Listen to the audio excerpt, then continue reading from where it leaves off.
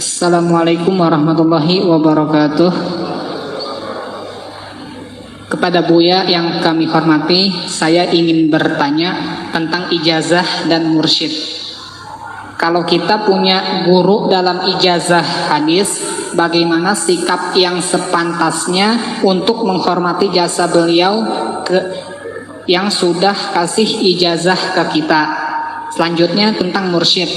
Bagaimana sikap kita sebagai murid jika mursyid kita melakukan penyimpangan dalam syariat? Apakah mursyid tersebut masih pantas diikuti? Sekian Buya, assalamualaikum warahmatullahi wabarakatuh. Saya mulai dari yang kedua. Mursyid melanggar syariat, yang nilai siapa? Murid. Berarti muridnya lebih pintar dari mursyidnya dong. Itu pertanyaan ente nekat, itu ente nanya. Mursyid hakiki ya, mursyid yang wali mungkin gak melanggar syariat. Nabi Khidir waktu bunuh anak kecil itu melanggar syariat. Jelas loh syariat Nabi Musa. Gimana? Zohirnya nih melanggar syariat. Syariat ikut hakikat atau hakikat ikut syariat? Ini ujian nih. Ayo lolos kan nih antum nih malam ini nih. Syariat ikut hakikat atau hakikat ikut syariat? Beneran? Ayo. Ketika Nabi Khidir bunuh anak kecil, ingkar siapa? Nabi Musa. Yang punya syariat kalau bunuh dibunuh, kisos namanya. Setelah selesai kisahnya, apa kata Nabi Khidir?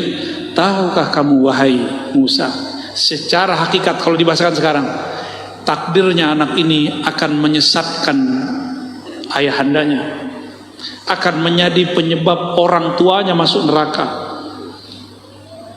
Maka saya diperintahkan, tapi nggak disebut siapa yang merintahin, untuk ngambil nyawa anak ini.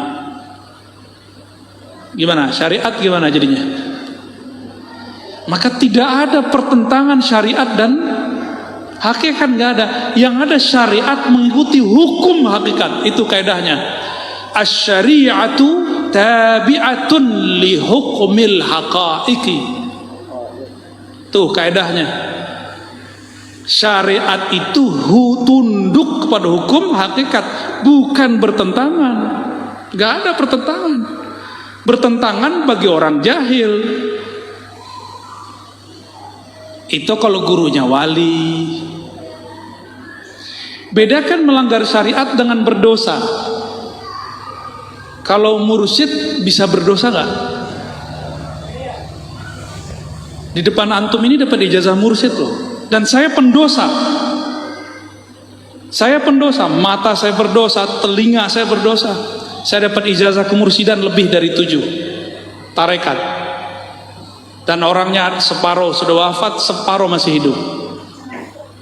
Alhamdulillah Rabbil Alamin. Ini bukan pamer, tapi tahadus minima, karena antum nanya. Karena itu pertanyaannya mancing. Saya punya sanad gak itu? Ente mau nanya kan? Cuma gak enak nanya kan? Buya punya ijazah dari mana gitu ya. Tadi saya sudah jawab di kajian Masjid Al Hidayah Poris. Silakan diputar ulang. Putar ulang ya. Dan saya nggak ngerasa apa-apa tuh jadi mursyid. Dan saya udah taruh ijazahnya. Makanya sekarang saya katakan thariqat saya ngaji. Tidak terima baiat. Tidak terima baiat. Yang ada cuma talqin zikir. Talqin zikir ada di kalangan ahli hadis, ada di kalangan ahli thariqah. Dan saya gabung dua-duanya. Apa ahli hadis ketika meriwayatkan hadis talqin harus jadi mursyid? Kan enggak. Kalau di thariqah wajib jadi mursyid dulu baru meriwayatkan talqin. Itu beda tuh. Makanya rasa ahli hadis meriwayatkan talqin itu beda dengan rasa ahli thariqat meriwayatkan talqin. Itulah yang membuat Abah Anom itu menjadi dahsyat zikirnya. Padahal yang ngajar cuma la ilaha illallah, Allah Allah itu aja dari dulu. Pasti ada murid Abah Anom nih, kecium di wajahnya ya. Kalau di Magelang saya ketemu Mbah Yai Halwani, ya Saya ketemu 2 kali di sana dan terakhir kita sowan ke tempat beliau. Tawadu sekali. Cuma kalau nanti kita dibentur-benturin itu urusan netizen ya. Maha benar netizen dengan segala komentarnya. Shadaqallahul azim. Bagaimana adab kita kepada guru yang mengijazahkan kita?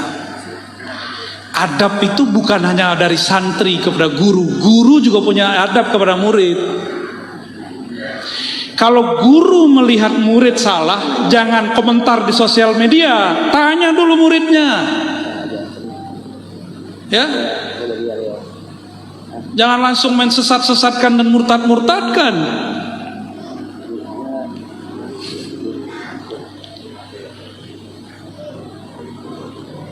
Kejadian sekarang.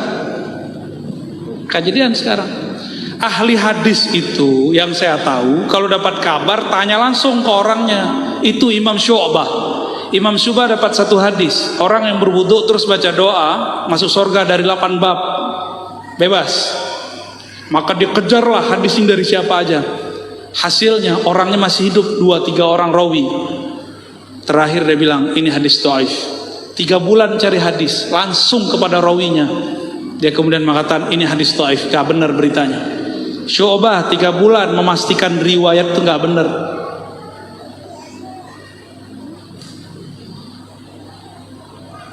Ya, antum menjadi guru, murid nyimpang, tegur langsung.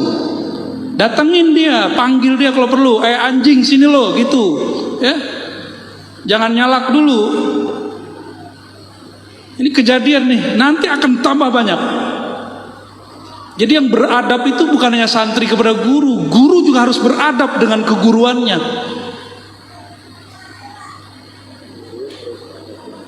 Ini marah siapa ya? Marah ke ente. Aman ya? Ya.